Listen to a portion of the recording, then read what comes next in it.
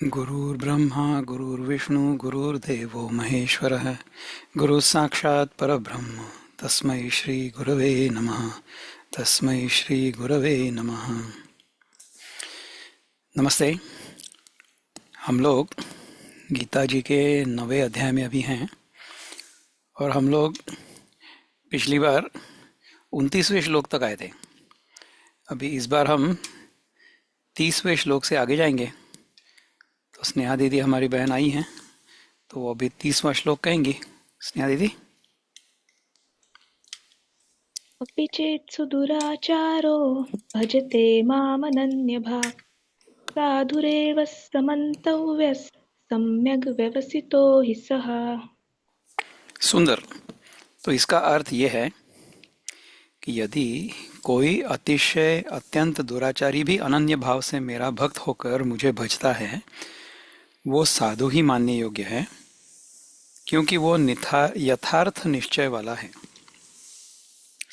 यदि कोई दुराचारी व्यक्ति है जिसका आचरण अच्छा नहीं है, फिर भी अनन्य भाव से यदि मेरा भक्त हो जाता है और मेरा भजन करता है तो वो साधु मानने योग्य है, क्योंकि वो यथार्थ निश्चय वाला है। उसका निश्चय जो है वो यथार्थ है।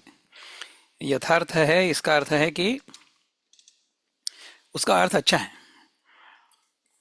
उसका जो प्रयत्न है वो अच्छा है। वो दुराचारी होकर भी भगवान का भजन कर रहे हैं।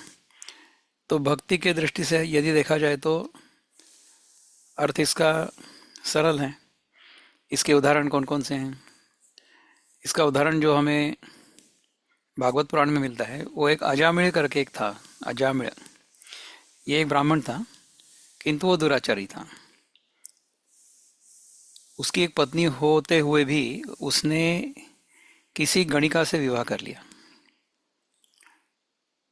क्योंकि वो उसके प्रेम पाश में फंस गया था। तो उससे उसको एक पुत्र हुआ और उसका नाम रखा गया नारायण। अब अजामिल जो था उसका तो वर्तन अच्छा नहीं था, वो दुराचारी था। उसने अपने बेटे का नाम रखा है नारायण। तो बेटे को बुलाने के लिए वो हमेशा नारायण नारायण करता था। तो अनावधान से, जानबूझकर नहीं, जस्ट बाय चांस नारायण का नाम, नारायण के नाम का जप उसके मुख से हमेशा होता था। और उस नारायण में, वो बेटे नारायण में, ये अजामिल जो था अत्यंत आसक्त था। तो जब अजामिल का देहांत हुआ तो देहांत होने के पूर्व उसने नारायण ऐसा पुकारा। तो जब नारायण का नाम इसके मुख पर था, जब इसके प्राण चले गए, तो जो यमदूत उसको लेने के लिए आए थे वो उसको हाथ नहीं लगा पाए। उन्होंने यमराज से कहा कि इसके नाम पे तो नारायण था, जब इसका देहांत हुआ तो हम इसको अभी नहीं ले जा सकते। तो उसको उसको फिर वैकुंठ ले जाया गया। तो दुराचारी मनुष्य अनवधान में भी यदि भगवान का नाम ले, नारायण का नाम ले, तो वो वैकुंठ जा सकता है। ऐसी कथा है। हम ऐसा कर पाएंगे क्या? हमने हमारे बेटे का नाम ओम रखा है, ओम, क्योंकि ओम के दो अर्थ हैं। एक तो ओम योग की दृष्टि से अच्छा मंत्र है। ओम का जप यदि हम करेंगे दिन भर तो अच्छी बात है। और दूसरा, ओम ये गणेश जी का भी नाम है, गणपति का नाम है। और हमारे यहाँ गजानन महाराज की भक्ति होती है। हमारी जो पत्नी है वो गजानन महाराज की भक्त है। तो उनको गजानन गणपति के नाम पर अपने बेटे का नाम रखना था। अब गजानन इतना बड़ा नाम, गणपति इतना बड़ा नाम, गणेश छोटा है फिर भी 3 अक्षर है उसमें, तो हमने उसका नाम ओम रखा। क्योंकि उसको भक्ति की दृष्टि से भी महत्व है और योग की दृष्टि से भी महत्व है। तो हमारा दिन भर जप चलते रहता है, ओम ओम ओम ओम। तो ये हमारे शरीर स्वास्थ्य के लिए अच्छा है, मानसिक स्वास्थ्य के लिए अच्छा है। और गणेश जी के नाम का जप हो रहा है, अच्छी बात है। इस प्रकार से हमारे यहाँ ऐसी प्रथा है कि हमारे बच्चों के नाम हम इस प्रकार रखें जिसका अर्थ हो, जो यथार्थ हो, जो सार्थक हो, और जो नाम हमारे मुख में हमेशा रहता है, हमारी जीवा पर, उससे जो कंपन निर्माण होता है, वो कंपन हमारे शरीर में और हमारे इर्द गिर्द अच्छा वातावरण उत्पन्न करता है। So you create good vibrations because of which you remain healthy, and you spread those vibrations around you, positive vibrations. तो ये है यथार्थ नामकरण का लाभ। तो इसलिए हम लोग इस प्रकार के नाम रखते थे पहले। आजकल इसका महत्व कम हो गया है, तो इसको हम कुछ नहीं कर सकते, जो है सो है। यदि कोई अतिशय दुराचारी भी अनन्य भाव से मेरा भक्त होकर मुझे भजता है तो वो साधु ही मानने योग्य है, क्योंकि वो यथार्थ निश्चय वाला है। तो इसके लिए स्वामी जी कहते हैं कि देखो, जिस विशेष अर्थ में भक्ति शब्द गीता में प्रयुक्त है उसकी यहाँ गौरवमयी प्रशंसा की गई है। भक्ति में प्रत्येक साधक पर होने वाले प्रभाव को दर्शाकर भक्ति का महात्म्य यहाँ बताया गया है। गीता में वर्णित भक्ति का अर्थ है एकाग्र चित्त से अद्वैत स्वरूप ब्रह्म का आत्म रूप से अर्थात एकत्व भाव से ध्यान करना। अब देखिए, ये स्वामी जी जो हैं चिन्मयानंद, ये अद्वैती हैं। तो अद्वैत की दृष्टिकोण से भक्ति को कैसे देखा जा सकता है, इसका ये उदाहरण है। अद्वैत मानने वाली जो व्यक्ति होगी, उनके मन में हम ऐसा मान सकते हैं कि भक्ति भाव ना हो, क्योंकि भक्ति करेंगे किसकी? भक्ति करने के लिए मुझसे अन्य कोई चाहिए। तो मुझसे अन्य यदि कोई है ही नहीं तो मैं भक्ति किसकी करूंगा? तो स्वामी जी कहते हैं कि गीता में वर्णित भक्ति का अर्थ क्या है कि एकाग्र चित्त से अद्वैत स्वरूप ब्रह्म का आत्मरूप से अर्थात एकत्व भाव से ध्यान करना।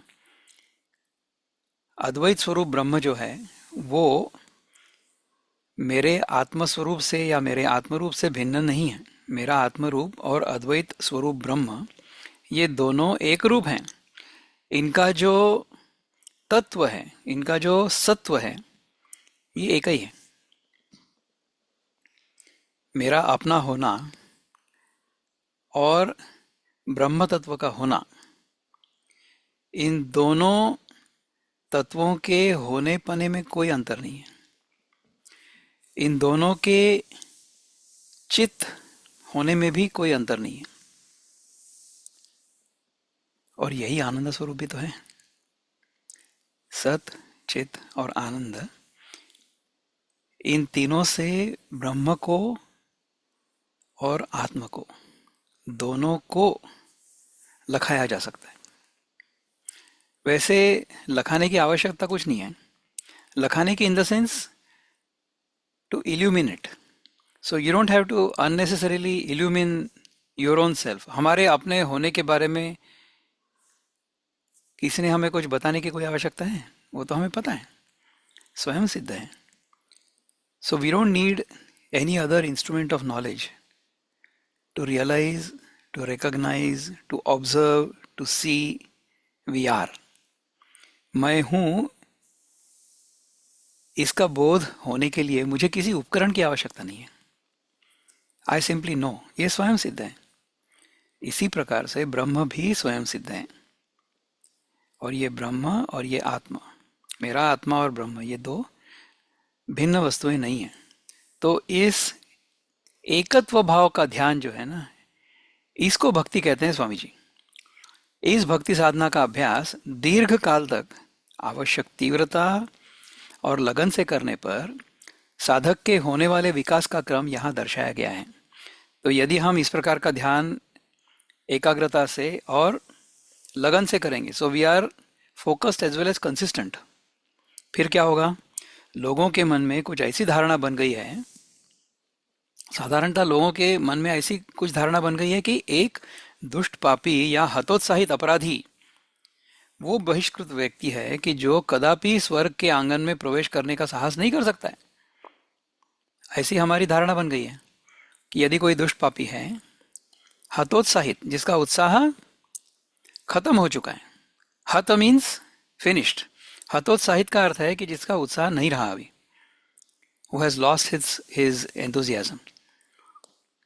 अपराधी, criminal, somebody who has made a mistake, वो बहिष्कृत व्यक्ति है। बहिष्कृत यानी जिसको हमने समाज से बाहर धकेल दिया है।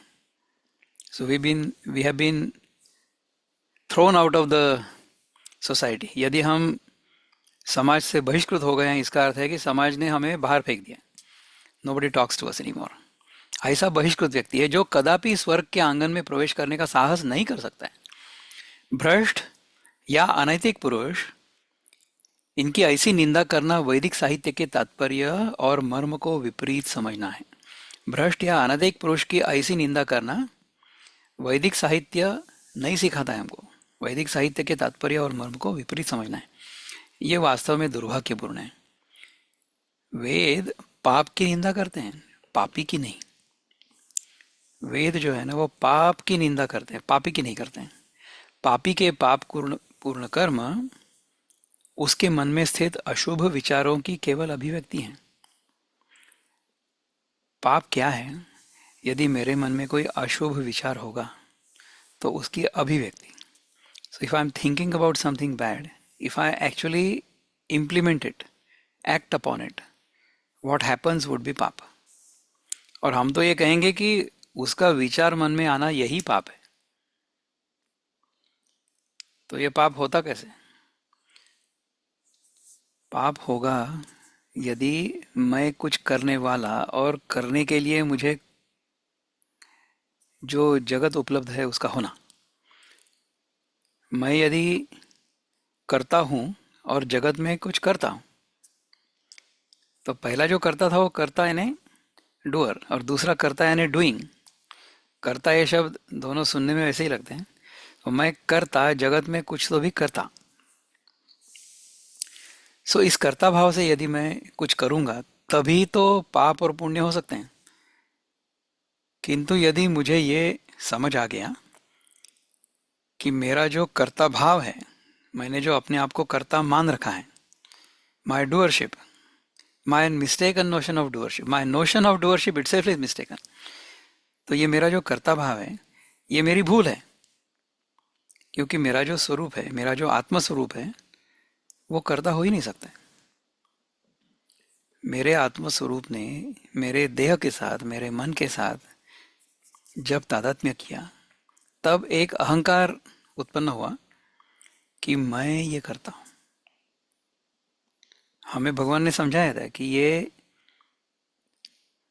जगत की सारी प्रक्रियाएं प्रकृति के नियमों के अनुसार होती हैं। प्रकृति क्रियमाणानि गुणैः कर्माणि सर्वशः। किंतु मैं विमूढ़ आत्मा हूं। विमूढ़ आत्मा हूं, इसलिए मैं अपने आप को कर्ता मानता हूं। अहंकार विमूढ़ आत्मा कर्ता हम इति मन्यते, कर्ता अहम इति मन्यते। मैं अपने आप को कर्ता मान रहा हूं।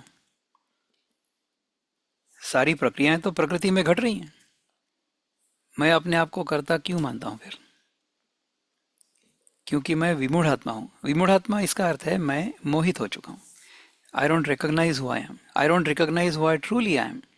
मेरा जो इसेंशियल सेल्फ है, इसेंशियल नेचर है, मेरा जो आत्म स्वरूप है, उसको मैं नहीं जानता हूँ, उसको मैं भूल चुका हूँ। इसलिए मैं अपने आप को कर्ता मानता हूँ। जब तक मैं कर्ता मानता रहूंगा अपने आप को, तब तक कर्म करता रहूंगा, और कर्म पाप रूप होंगे या पुण्य रूप होंगे। तो पाप या पुण्य, ये दोनों के पीछे जो कारण है वो है मेरा अहंकार, मेरा कर्ता भाव। इससे हमें छुटकारा पाना है। यदि अद्वैत की हमारी निष्ठा, अद्वैत का हमारा बोध दृढ़ है, तो कहाँ का कर्ता और क्या कर्म? कर्म बंधन से, कर्म के फलों से यदि हमें मुक्ति चाहिए तो उसका उपाय एक ही है, ज्ञान। मैं अपने आप को ठीक से समझूं, मैं कौन हूं। और फिर उसके बाद दादा आप रिटायर हो जाओगे, आप कुछ नहीं करोगे? नहीं नहीं नहीं, ऐसा क्यों करेंगे? जो पहले करते थे वही करेंगे, किंतु कर्ता भाव न रखकर करेंगे, उसमें अहंकार रखकर ना करेंगे, ऐसा है। अतः यदि उसके विचारों की रचना या दिशा को बदला जा सके तो उसके व्यवहार में भी निश्चित रूप से परिवर्तन होगा। वेद पाप की निंदा करते हैं, पापी की नहीं करते। क्यों? पापी के पाप पूर्ण कर्म उसके मन में स्थित जो अशुभ विचार हैं उसकी केवल अभिव्यक्ति है। इसलिए उसके विचारों की रचना या दिशा को बदला जा सके तो उसके व्यवहार में भी निश्चित रूप से परिवर्तन होगा। इसका उदाहरण कौन सा है? इसका उदाहरण है वाल्मीकि जी महाराज।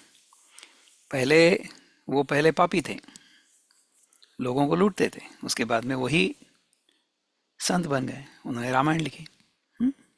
जो व्यक्ति समृद्ध होती हुई भक्ति के वातावरण में अपने मन में सतत ईश्वर को बनाए रखने में सफल हो गया है, उसके मानसिक जीवन का पुनर्वास, so rehabilitation of his mental life, मानसिक जीवन का पुनर्वास इस प्रकार संपन्न होता है कि तत्पश्चात वो पुनः पापाचरण में प्रवृत्त नहीं हो सकता।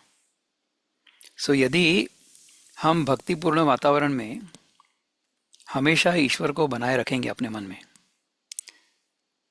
तो हमारे मानसिक जीवन का पुनर्वास इस प्रकार होगा कि हमारे हाथ से पापाचरण नहीं होगा, पाप का आचरण नहीं होगा। यदि अतिशय दुराचारी भी मुझे भजता है, तो गीता न केवल पापियों के लिए अपने द्वार खुले रखती है, वरन ऐसा प्रतीत होता है कि इस दिव्य गान के गायक भगवान श्री कृष्ण एक धर्म प्रचारक के उत्साह के साथ समस्त पापियों को मुक्त करके उन्हें सुखी बनाना चाहते हैं। क्या प्रतीत होता है कि इस दिव्य गान के गायक भगवान, ये जो गीता है ये भगवान ने खुद गाई है, तो एक धर्म प्रचारक के उत्साह के साथ समस्त पापियों को मुक्त करके उन्हें सुखी बनाना चाहते हैं। केवल जीवन की अशुद्धता और हीन कर्मों के कारण पाप कर्मियों का आध्यात्मिक क्षेत्र में प्रवेश निषेध नहीं किया गया है। तो ये देखो, हमने इस पर चिंतन किया है कि हम जो ज्ञान की उपासना करते हैं, हम जो अद्वैत का अभ्यास करते हैं, उसके लिए हमें कुछ पात्रता होनी आवश्यक है। हमने जो 4 हमारे लिए पात्रताएं निश्चित की थी, उनमें से था विवेक, नित्य और अनित्य का विवेक। दूसरा था वैराग्य, जगत की वस्तुओं से वैराग्य। फिर षट संपत्ति, शम दम उपरति तितिक्षा श्रद्धा और समाधान, षट संपत्ति। और फिर मुमुक्षुत्व, मुक्ति की तीव्र इच्छा। ये यदि नहीं है तो हम अद्वैत में आएंगे नहीं। इस प्रकार का कोई रिक्वायरमेंट है, प्री रिक्विजिट भक्ति के लिए? कुछ नहीं। भक्ति का जो विमान है उसमें साधु भी बैठ सकता है और पापी भी बैठ सकता है, और उस विमान में यदि बैठ गए तो हम लोग वैकुंठ पहुंच जाएंगे। इस प्रकार का आश्वासन दे रहे हैं भगवान। यदि पापी होंगे आप, फिर भी आप भक्ति मार्ग पर आ सकते हो, उसके लिए प्री रिक्विजिट कुछ नहीं चाहिए। तो ये ज्ञान का मार्ग कठिन है, भक्ति का मार्ग सरल है। आग्रह केवल इस बात का है कि उस भक्त को अनन्य भाव से आत्मा की पूजा और चिंतन करना चाहिए। यदि ये मेरी श्रद्धा हो कि भगवान मुझसे अन्य नहीं है, मेरा जो आत्म तत्व है और भगवान का जो ब्रह्म तत्व है वो दोनों एक ही हैं। यहाँ अनन्य शब्द का अर्थ साधक के मन से तथा ध्येय के स्वरूप से भी संबंधित है।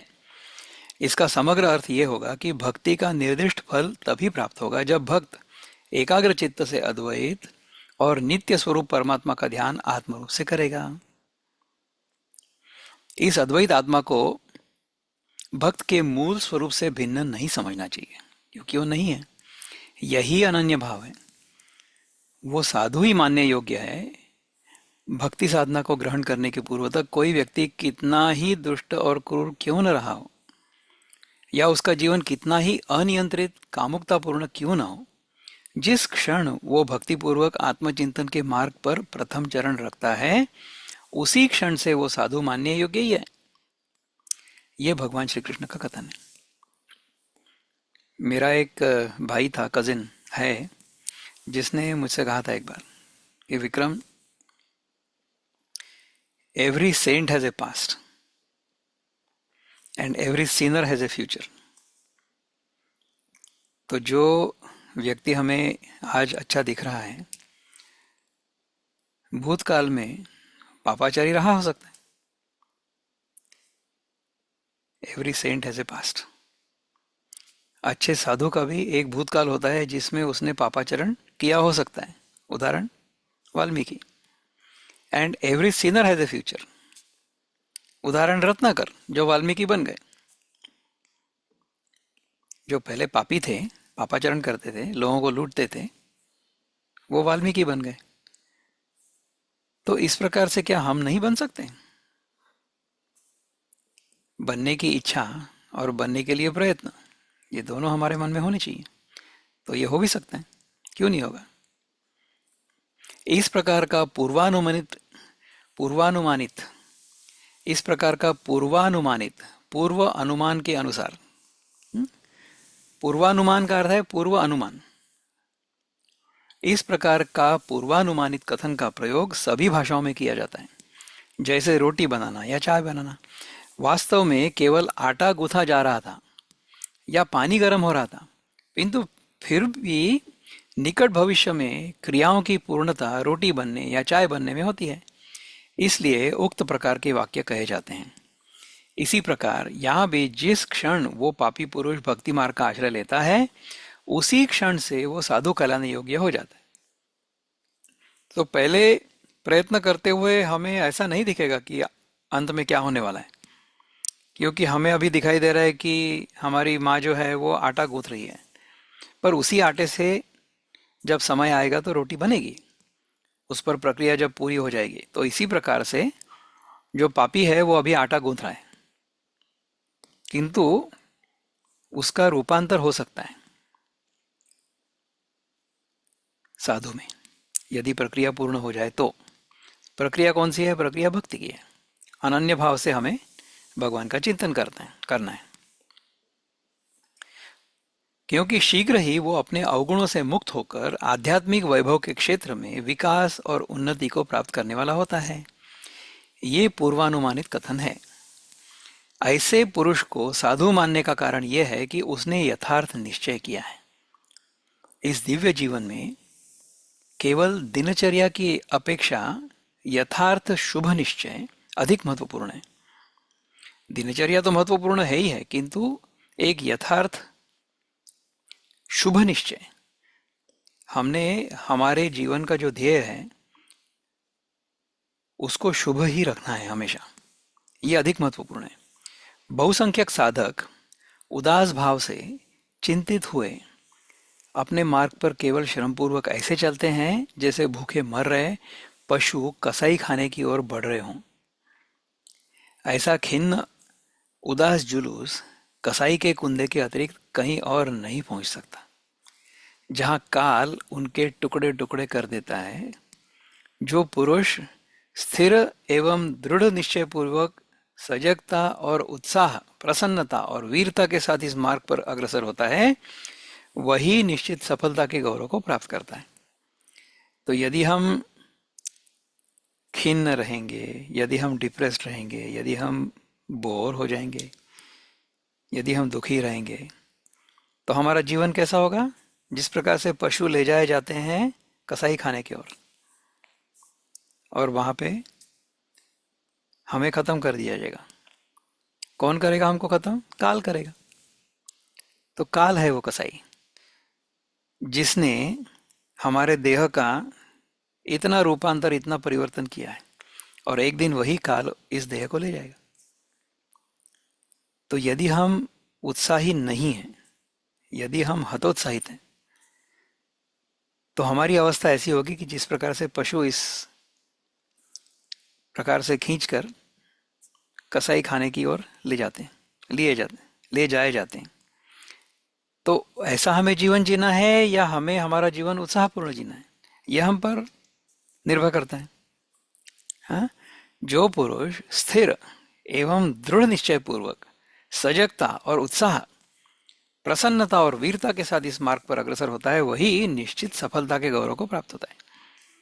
इसलिए मुरली मनोहर भगवान श्री कृष्ण विशेष बल देकर कहते हैं कि सम्यक निश्चय कर लेने पर उसी क्षण से अतिशय दुराचारी पुरुष भी साधु ही मानने योग्य है, क्योंकि शीघ्र ही वो सफल ज्ञानी पुरुष बनने वाला है। आपके कथन में हम कैसे विश्वास कर लें? इस अनन्य भक्ति का निश्चित प्रभाव क्या होता है, तो इसको अभी स्पष्ट करेंगे भगवान। तो यदि इस श्लोक पर किसी को कुछ चिंतन करना हो, कुछ विचार व्यक्त करने हो, या कुछ समझ नहीं आया हो और मैं यदि समझा पाऊँ तो मुझसे पूछिएगा, हम उस पर चिंतन करते हैं और आगे। So any comments on this श्लोक? हमने क्या सीखा? हमने सीखा कि यदि कोई अतिशय दुराचारी भी अनन्य भाव से मेरा भक्त होकर मुझे भजता है, तो वो साधु ही मानने योग्य है, क्योंकि वो यथार्थ निश्चय वाला है। तो क्या हम, दादा, बोलिए। अभी आपने डिप्रेशन का बात किया। हाँ हाँ। तो आजकल लोगों में बहुत मानसिक रोग दिखने लग रहे हैं। हम्म। तो कैसे आगे बढ़ना चाहिए ये रोगों को दूर करने के लिए? मानसिक रोगों के पीछे भी कारण तो अज्ञान ही है ना। तो अज्ञान को दूर करना यही अंतिम उपाय है, किंतु उससे पहले जो हमें सरल उपाय हैं उनको करना चाहिए।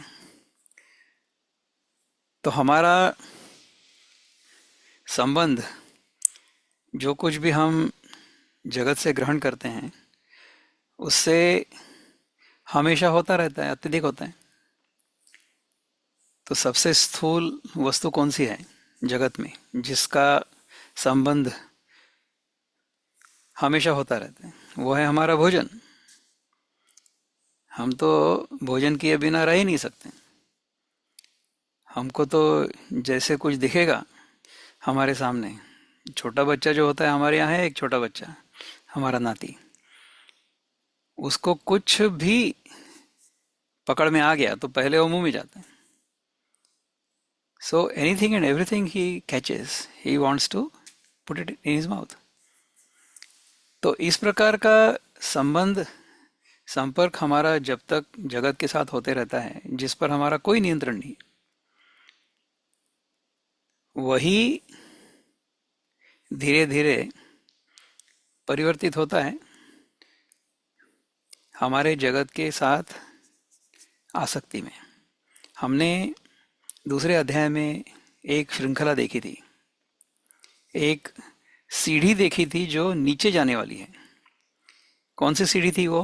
ध्यायतो विषयान पुंसा संगस्तेषु उपजायते संगात संजायते कामा कामात क्रोधोऽभिजायते क्रोधात् भवति सम्मोहः सम्मोहात् स्मृति विभ्रमः स्मृतिभ्रंशात् बुद्धिनाशो बुद्धिनाशात् प्रणश्यति। तो जगत के विषयों का चिंतन हम जब करते हैं, उनका ध्यान करते हैं, तो हमें उनके साथ आसक्ति हो जाती है, संग हो जाता है। उसके कारण कामना उत्पन्न होती है मन में। तो ये सारा क्यों होता है? ये अज्ञान के कारण होता है। उसको दूर करने के लिए हमको धीरे धीरे उस आसक्ति को कम करना है। तो हमने पहला नियम हमारे लिए कौन सा तय किया था कि हमें यदि किसी वस्तु की आवश्यकता नहीं हो तो हम उसको ग्रहण नहीं करेंगे। कहाँ से शुरू करेंगे? मुझे जब तक भूख नहीं लगती है तब तक मैं खाना नहीं खाऊंगा। ये पहला नियम है। यहाँ से शुरू करना। धीरे धीरे हमारी जीवन शैली यदि सकारात्मक दिशा में बढ़ती है तो उससे जगत की वस्तुओं के बारे में हमारे मन में जो आसक्ति है, जो आकर्षण है, वो कम हो जाएगा। उससे धीरे धीरे चित्त शुद्धि होती है। मानसिक तनाव या डिप्रेशन, ये जो होता है, हमारे मन में अनेक प्रकार की इच्छाएं होती हैं जो पूरी नहीं होती। हमारे मन में ऐसी इच्छा होती है कि ऐसा कुछ होना चाहिए, so things should happen in a certain way, ऐसा हमें लगता है, ऐसी हमारी इच्छा होती है, किंतु ऐसा होता नहीं है। So things don't happen the way we want them to happen. दुख का यही कारण है, डिप्रेशन का भी यही कारण है, डिप्रेशन में भी यही है। धीरे धीरे जैसे जैसे हमारे जीवन में ऐसी घटनाएं होती जाती हैं जो हमारे मन के विरुद्ध हैं। सो हम चाहते तो एक हैं कि कुछ हो, किंतु ऐसा होता नहीं है। और ये जब बार बार होने लगता है तो उसके बाद आदमी डिप्रेशन में चला जाता है। ये सरल सा विश्लेषण था, इतना सरल वो नहीं होगा। अभी हमारे घर में ही एक पीएचडी साइकोलॉजी है, हमारा जो जमाई है वो पीएचडी साइकोलॉजी है, तो वो ये करते हैं। So he is a professor of psychology. तो इसमें डिप्रेशन के कारण अनेक हो सकते हैं, किंतु जो मूल कारण है वो ये है कि हमारे मन में जो इच्छा है वो पूर्ण नहीं हो रही है, किसी कारणवश। का कुछ भी कारण हो सकता है। तो हमें ऐसा लगता है कि हाँ, हमारा जीवन ऐसा चले या हमारे जीवन में ऐसे ऐसे अनुभव हमें आए, किंतु वो नहीं आते। तो हमारी इच्छाओं की पूर्ति न होने पर भी यदि हम मन शांत रखने का अभ्यास कर सकें तो हमें डिप्रेशन नहीं होगा। डिप्रेशन होने के लिए और भी हम देखते हैं कि यदि बचपन से हमें जो कुछ भी चाहेंगे वो मिलते जाता है, so we keep getting whatever we want, तो उसके लिए हम अभ्यस्त हो जाते हैं। So we get used to getting all of our wishes fulfilled. किंतु जब ऐसा होता है कि कोई इच्छा पूर्ण नहीं हो सकती है तो फिर गए डिप्रेशन में। ऐसा भी नहीं होना चाहिए। तो हमें ना सुनने की आदत होनी चाहिए या ना सुनने की हिम्मत होनी चाहिए। ना सुनना आना चाहिए, ना कहना भी आना चाहिए। So we should have the fortitude and courage and the ability to listen to no and to also say no.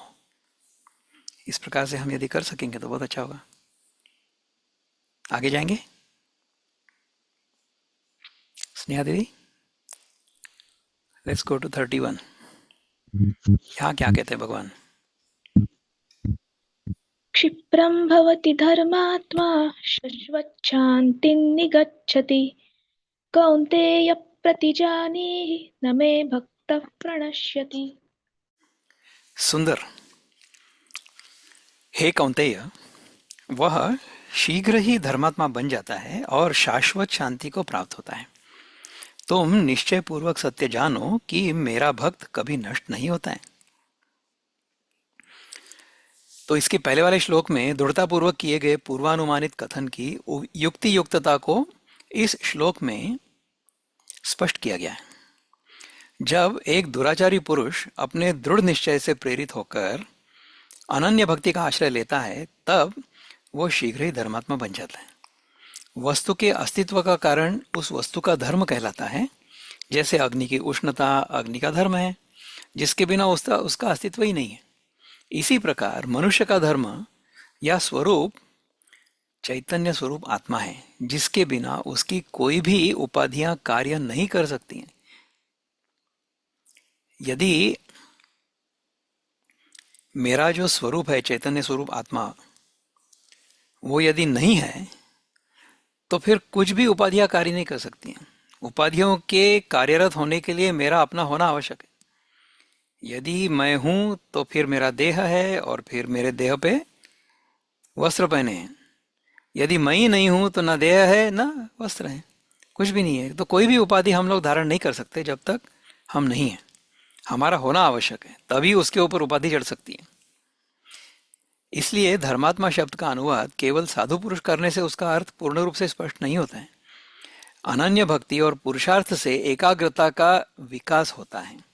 अनन्य भक्ति और पुरुषार्थ से क्या होता है कि एकाग्रता का विकास होता है। So we develop single pointedness, focus, जिसका फल है मन की सूक्ष्मदर्शिता में अभिवृद्धि। So our mind is able to see minute things. सूक्ष्मदर्शिता means be able to observe minute things, subtle things, उसकी अभिवृद्धि। So will develop that kind of ability to be able to understand subtle truths. ऐसा संपन्न मन ध्यान की सर्वोच्च उड़ान में भी अपनी समता बनाए रखता है।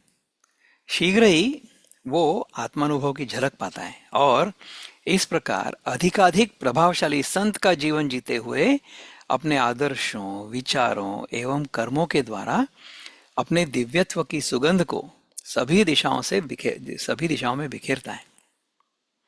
लंबा है वाक्य। वो क्या करेगा? ऐसा जो साधक है वो शीघ्र ही आत्मानुभव की झलक पाता है। So he gets a glimpse of his own true self, essential self.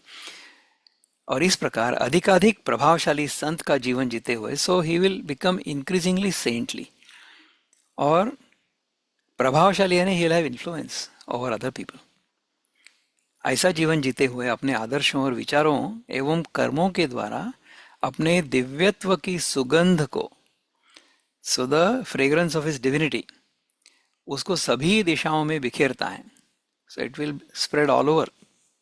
साधारणतः हमारा मन विषयों की कामनाओं और भोग की उत्तेजनाओं में ही रमता है। उसका ये रमना जब शांत हो जाता है तब हम उस परम शक्ति का साक्षात अनुभव करते हैं जो हमारे जीवन को सुरक्षित एवं शक्तिशाली बनाती है। यदि हमारे मन में कामनाएं रहेंगी तो फिर हमें उस आंतरिक शक्ति का, आंतरिक शांति का अनुभव नहीं होगा। ये शाश्वत शांति ही हमारा मूल स्वरूप है।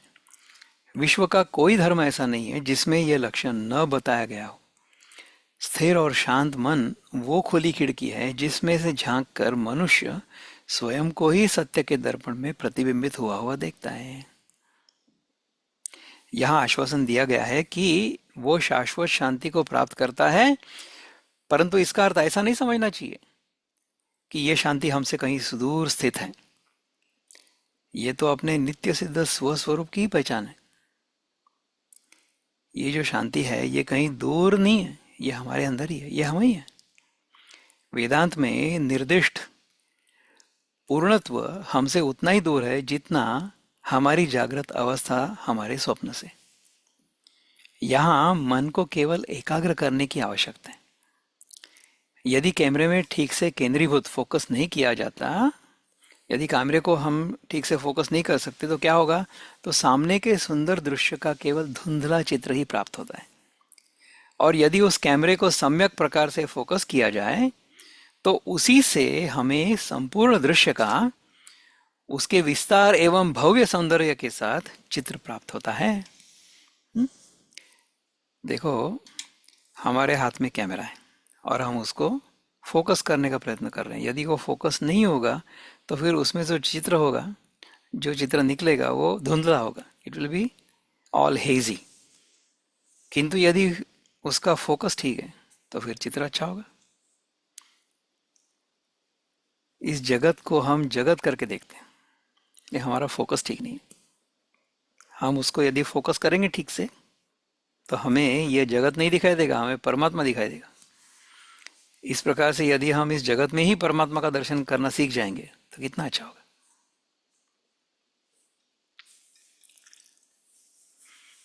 दुर्व्यवस्थित मन और बुद्धि जो निरंतर इच्छा और कामना की उठती हुई तरंगों के मध्य थपेड़े खाती रहती है, आत्मदर्शन के लिए उपयुक्त साधन नहीं है।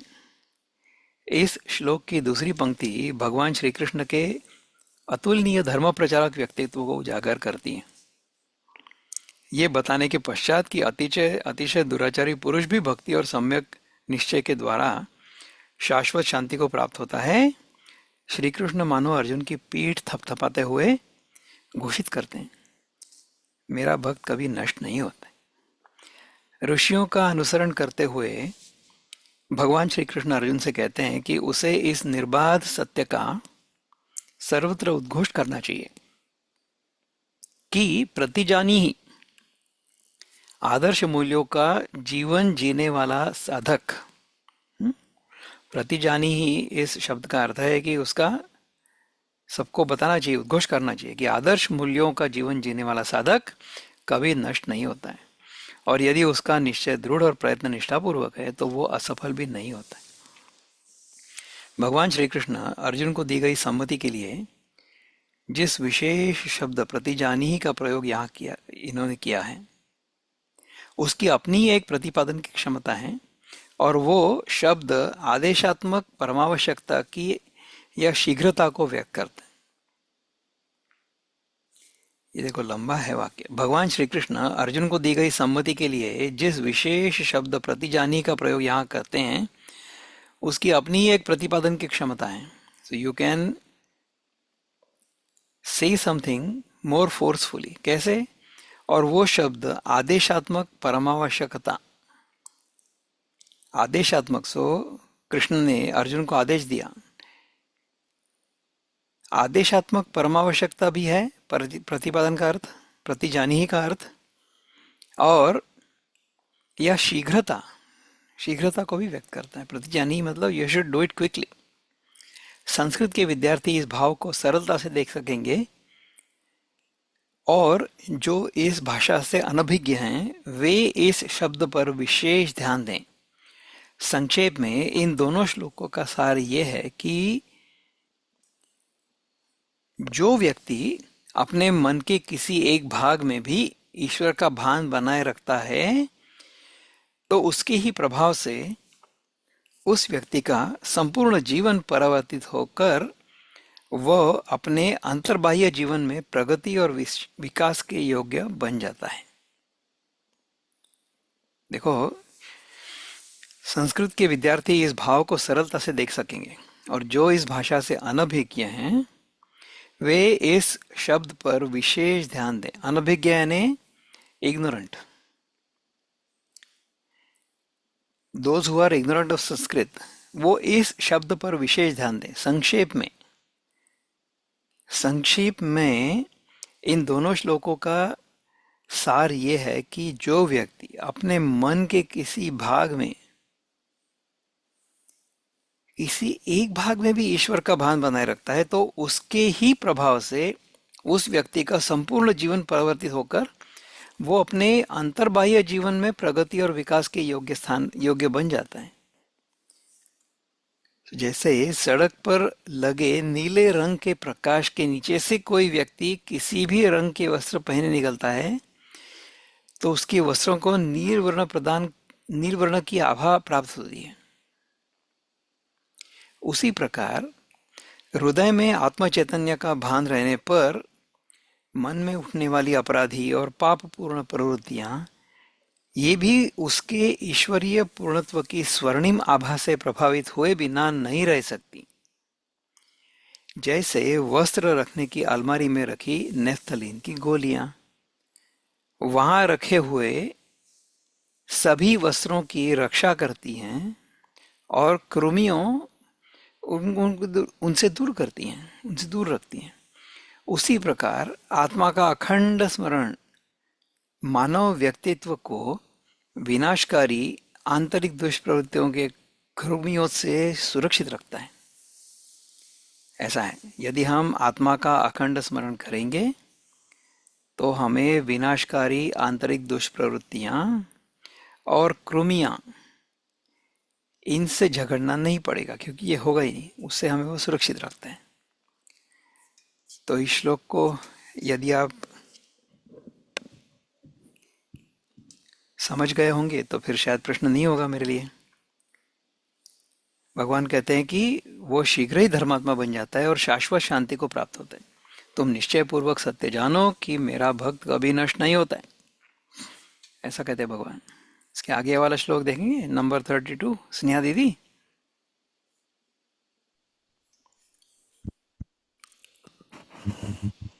मां हि पार्थौ व्यपाश्रित्य येऽपि पापयोनयः स्त्रियो वैश्यास्तथा शूद्रास्ते यान्ति परां गतिम्।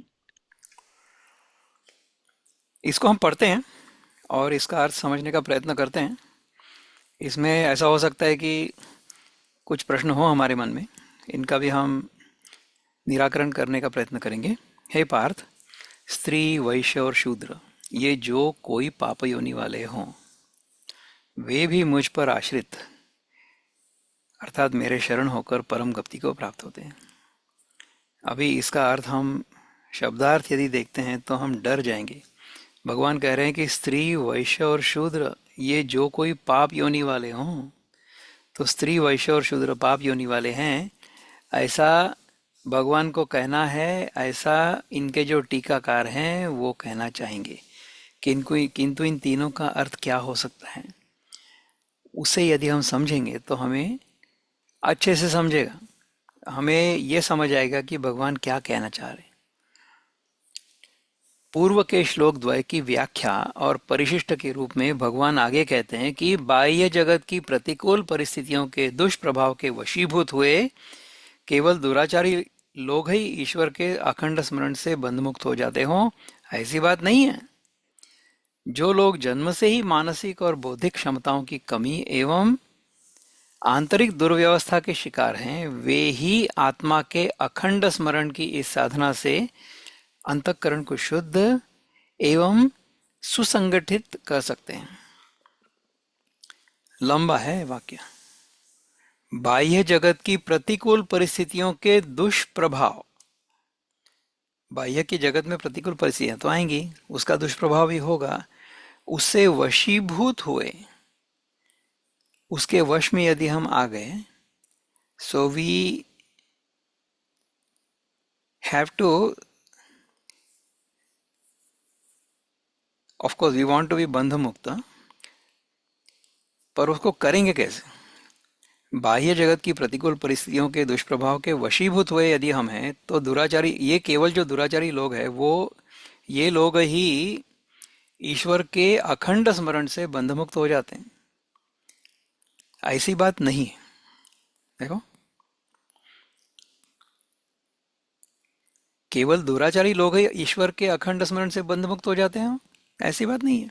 जो लोग जन्म से ही मानसिक और बौद्धिक क्षमताओं की कमी एवं आंतरिक दुर्व्यवस्था के शिकार हैं, वे ही आत्मा के अखंड स्मरण की इस साधना से अंतःकरण को शुद्ध एवं सुसंगठित कर सकते हैं। तो ये वे ही नहीं होना चाहिए, ये वे भी होना चाहिए। तो केवल ऐसे ही व्यक्ति नहीं है कि जो दुराचारी लोग भगवान का भजन करेंगे तो बंधमुक्त हो जाए, ऐसा नहीं है। जो जन्म से ही मानसिक और बौद्धिक क्षमताओं की कमी एवं आंतरिक दुर्व्यवस्था के शिकार हैं, उनसे पीड़ित हैं, वे भी आत्मा के अखंड स्मरण की इस साधना से अंतःकरण को शुद्ध एवं सुसंगठित कर सकते हैं। इसमें कोई संदेह नहीं है कि श्रुति, स्मृति और पुराणों में ऐसी उक्तियां हैं जो इस श्लोक की भाषा के समान ही प्रतीत होती हैं। स्त्रियों, वैश्यों और शूद्रों को पाप योनि में जन्मे हुए कहकर उनकी निंदा करने का अर्थ ये होगा कि धर्म का इष्ट प्रभाव समाज के केवल कुछ मुट्ठी भर लोगों पर ही है, ऐसा समझना माने प्रारंभ से भगवान श्री कृष्ण जिस सिद्धांत का प्रतिपादन बारंबार बल देकर कहते हैं, उस सब को नकारना है। इसलिए यहाँ भगवान श्री कृष्ण के शब्दों के वास्तविक अभिप्राय को हमें समझना होगा। धर्म की साधना न शारीरिक विकास के लिए है और न ही शरीर के द्वारा पूर्ण करने योग्य है। विकास की जिस उन्नति को धर्म लक्ष्य के रूप में इंगित करता है, उसमें शरीर के लिंग, जाति आदि से किंचन मात्र प्रयोजन नहीं रहता है। आध्यात्मिक साधनाओं का प्रयोजन मन और बुद्धि को सुगठित करना है। आध्यात्मिक साधना हम क्यों करते हैं? क्योंकि हमें मन और बुद्धि को सुगठित करना है। We want to keep them in good shape. जो विकास की अपनी परिपक्व अवस्था में स्वयं स्थिर हो जाती है और फिर आत्मा सर्वोपाधि विनिर्मुक्त होकर, हमारा जो आत्मा है, यदि हम वासना मुक्त या आसक्ति रहित हो गए तो हम स्व महिमा में ही प्रतिष्ठित रहता है। वो आत्मा सर्वोपाधि विनिर्मुक्त होकर सर्व उपाधि से मुक्त हो जाता है और स्व महिमा में प्रतिष्ठित रहते हैं। अतः यहाँ प्रयुक्त स्त्रियादि शब्दों से तात्पर्य अंतःकरण के कुछ विशेष गुणों से समझना चाहिए, जो समय समय पर विभिन्न व्यक्तियों में विभिन्न तारतम्य में व्यक्त होते हैं। स्त्रियों से तात्पर्य स्त्री के समान मन से है। ऐसे मन के लोग अत्यंत भावुक प्रवृत्ति के होते हैं तथा जगत की वस्तुओं में उनकी अत्यधिक आसक्ति होती है। इसी प्रकार समाज में अनेक लोग अपने विचारों एवं कर्मों में व्यापारिक वृत्ति के होते हैं। ये लोग अपने आंतरिक मानसिक जीवन में वैश्य के समान रहते हैं। वे सदा इसकी ही गणना और चिंता करते रहते हैं कि ईश्वर स्मरण आदि में वे मन की जो पूंजी लगा रहे हैं उससे उन्हें क्या लाभ होगा। ऐसी गणना करने वाला और सदा अधिकाधिक लाभ की आशा लगाए रखने वाला मन ध्यान योग के द्वारा विकसित होने योग्य नहीं होता है। मन को स्थिर करके क्षण भर के लिए सारभूत अनंत स्वरूप में जीवंत रहने का एकमात्र उपाय है सब कर्मों को ईश्वरार्पण कर देना। इस प्रकार जब अध्यात्म शास्त्र में स्त्रियों की निंदा की जाती है तो वास्तव में हम हमारे मन की वैश्य प्रवृत्ति की निंदा समझनी चाहिए। ऐसी वृत्ति का पुरुष इस दिव्य मार्ग पर प्रगति की आशा नहीं कर सकते।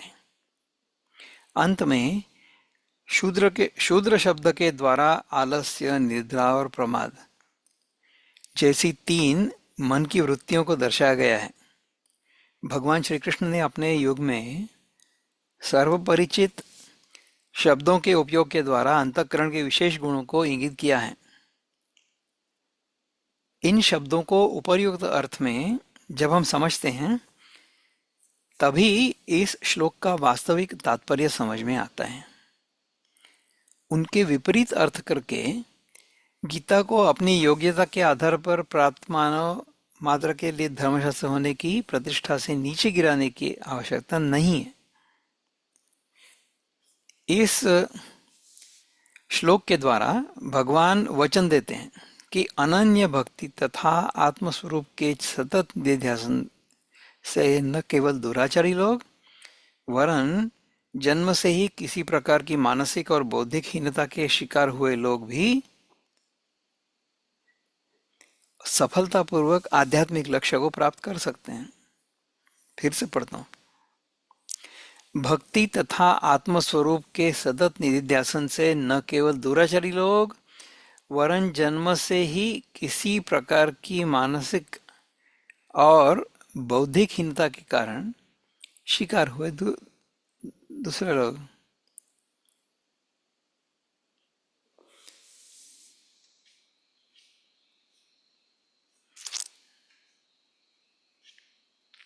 कहाँ तक आए?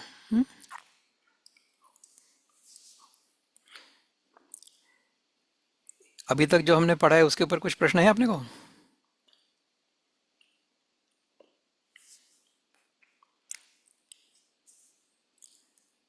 नो क्वेश्चंस, आगे जाएंगे? ठीक है। पाप योनि से जन्मे हुए वेदांत के अनुसार पाप मन की वो दूषित प्रवृत्ति है जो उसके भूतकाल के नकारात्मक और दोषपूर्ण जीवन के कारण मन में उत्पन्न हो जाती है। हमने यदि नकारात्मक और दोषपूर्ण जीवन जिया हो तो हमारे मन को वो दूषित करेगी। ये अपने आप उत्पन्न हो जाती है यदि हमने भूतकाल में पाप किए हों तो। मन की ये कुवासनाएं, सो द बैड इंटेंशंस या बैड डिजायर्स, कुवासनाएं दुर्निवार होती हैं और मनुष्य को बलपूर्वक झूठे आदर्शों का जीवन व्यतीत करने को बाध्य करती हैं। मन की ये कुवासनाएं दुर्निवार होती हैं, इनको हम आसानी से हमारे मन से हटा नहीं सकते और हमको बलपूर्वक झूठे आदर्शों का जीवन व्यतीत करने को बाध्य करती हैं। फलतः उस व्यक्ति के अपने तथा अन्यों के जीवन में भी भ्रम, अशांति और दुर्व्यवस्था उत्पन्न हो जाती है।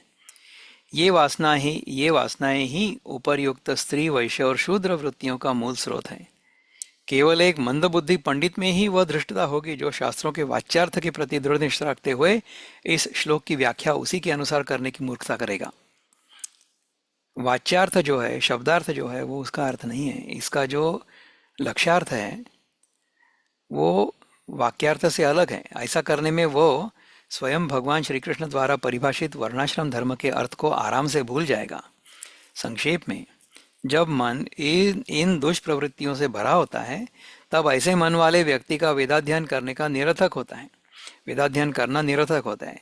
यदि हमारे मन में इस प्रकार की वासनाएं या भावनाएं हों तो फिर वेदाध्ययन करने से कोई हमें लाभ नहीं होगा। इस कारण केवल करुणावश ऋषियों ने उनके लिए वेदाध्ययन का निषेध किया है। इसका अर्थ ये कदापि नहीं था कि ऐसे व्यक्तियों को सदा के लिए अध्ययन से वंचित रखा जाए। इस पवित्र ब्रह्म विद्या का सफल अध्ययन करने हेतु आवश्यक योग्यताओं की प्राप्ति के लिए ही आध्यात्मिक साधनों का विधान किया गया है। ऐसी सभी साधनाओं में सबसे अधिक प्रभावशाली साधना है उपासना, अर्थात भक्ति पूर्ण हृदय से ईश्वर का अखंड स्मरण करना।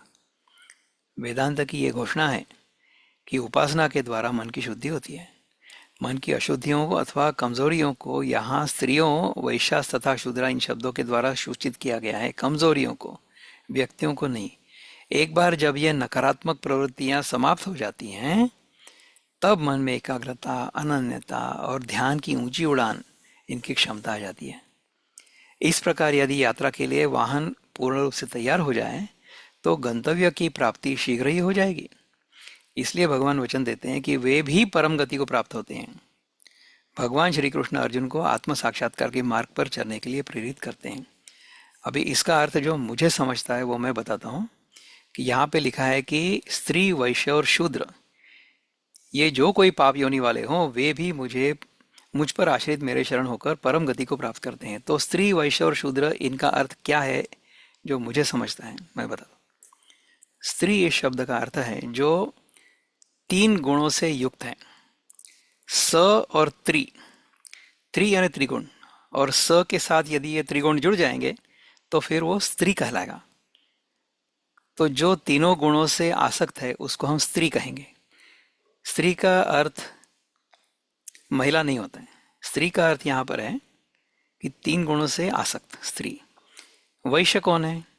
मैं यदि ये करूँगा तो मुझे क्या मिलेगा, ये जो मेरी व्यावहारिक वृत्ति है, ट्रांजैक्शनल एटीट्यूड, कि मैंने यदि ये किया तो मुझे क्या मिलेगा, इस प्रकार की यदि मेरी प्रवृत्ति है तो वो मैं वैश्य कहलाऊंगा। स्त्री, वैश्य और शूद्र, शूद्र वो है जो विचार करना नहीं चाहता है, जो अपने अज्ञान को दूर करना नहीं चाहता है, जो आलसी है, जो निद्रा में रहना चाहता है, उसको हम शूद्र कहेंगे। तो ये प्रवृत्तियां हैं। जन्म से कोई शूद्र नहीं होता है, जन्म से सभी शूद्र ही होते हैं। और हम जैसे जैसे आध्यात्मिक हमारी प्रगति करते हैं, हमारा विकास होता है, वैसे हम शूद्र से वैश्य होते हैं, फिर क्षत्रिय होते हैं और फिर ब्राह्मण होते हैं। तो ये प्रवृत्तियां हैं, ये व्यक्ति नहीं।